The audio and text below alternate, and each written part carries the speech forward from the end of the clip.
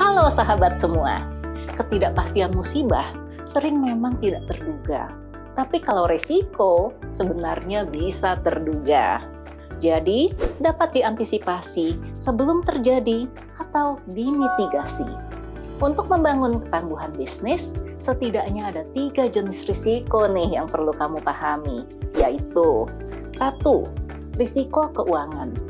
Berupa peristiwa non-operasional yang bisa menyebabkan kerugian keuangan, seperti kecelakaan, sakit, atau kebakaran. Risiko ini bisa dimitigasi dengan membangun cadangan kas dan mengalihkan risiko dengan ikut program asuransi. 2. Risiko operasional. Ini seringnya terkait dengan kinerja tim, misalnya korupsi atau produksi tidak sesuai dengan standar mutu. Ini bisa dimitigasi dengan digitalisasi transaksi dan punya sistem kontrol kualitas dan prosedur standar sebagai pedoman kerja. Yang terakhir, risiko pasar. Ini berkaitan dengan fluktuasi harga, munculnya pesaing baru, dan juga perubahan tren atau selera konsumen. Nah, kalau ini salah satu cara mitigasinya adalah dengan diversifikasi produk. Yang kali ini akan kita bahas bersama dengan Mbak Meika, CEO dan co-founder dari Coklat Dalem. Halo sahabat semua, perjalanan diversifikasi kami cukup panjang. Tapi secara sederhana, bagi kami diversifikasi produk dapat memperkuat ketangguhan bisnis dari 3 sisi. Yang pertama, membangun kesetiaan konsumen. Melalui produk baru, diversifikasi membantu menghangatkan hubungan dengan konsumen lama. Yang kedua, menurunkan kerentanan terhadap perubahan tren. Kalau satu produk sudah kurang digemari, masih ada produk lain yang bagus penjualannya dan sesuai tren selera konsumen terkini. Dan yang ketiga, meningkatkan penjualan. Karena konsumen lama ada pilihan baru untuk dibeli, dan konsumen baru juga bisa diraih karena produk barunya dirancang berdasarkan keinginan mereka. Awalnya, kami hanya punya satu merek coklat dalem, yaitu coklat rasa Indonesia. Ada rasa jeruk, rasa stroberi, bahkan ada rasa rujak. Kini kami berkembang menjadi 5 brand, diantaranya Bon Beans, coklat yang kadar coklatnya 60% ke atas. Lalu ada coklat Uwi yang mentargetkan segmen perempuan aktif.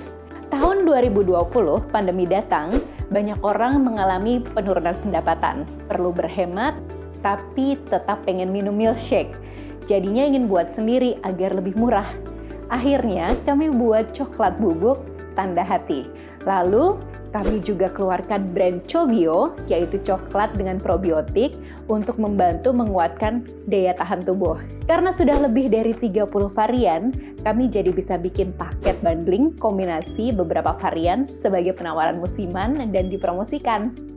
Sekarang, kami juga bisa menggarap kebutuhan bisnis lain atau segmen pasar B2B.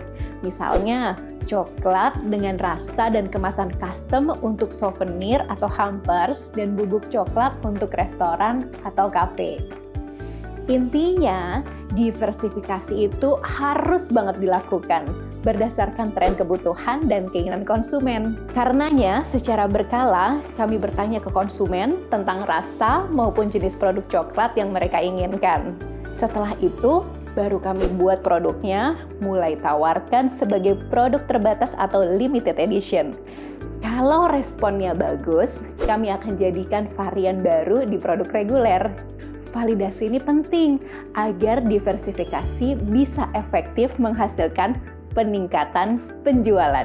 Sahabat, diversifikasi juga dapat memperkuat keunikan bisnis dan kadang bisa dilakukan dengan cara yang sederhana. Kalau kamu jual mie rebus, bisa kan tawarkan beberapa pilihan kuah, lauk, camilan, atau sausnya. Hal ini agar kamu bisa hadirkan pengalaman unik bagi konsumen. Jadi, bisa lebih tangguh dalam menghadapi persaingan. Tapi ingat, jangan lupa mitigasi juga ya risiko keuangan dan operasionalnya. Ayo, semangat! Ayo mulai lakukan diversifikasi untuk dukung peningkatan penjualan dengan lakukan 3 langkah ini. Diskusi dengan minimal 5 calon konsumen dari segmen pasar yang baru dan 5 konsumen lama terkait review dan harapan perbaikan produk. Ciptakan setidaknya 3 varian baru berdasarkan masukan tersebut. Lakukan tes pasar dengan menawarkan produk baru dengan harga promosi.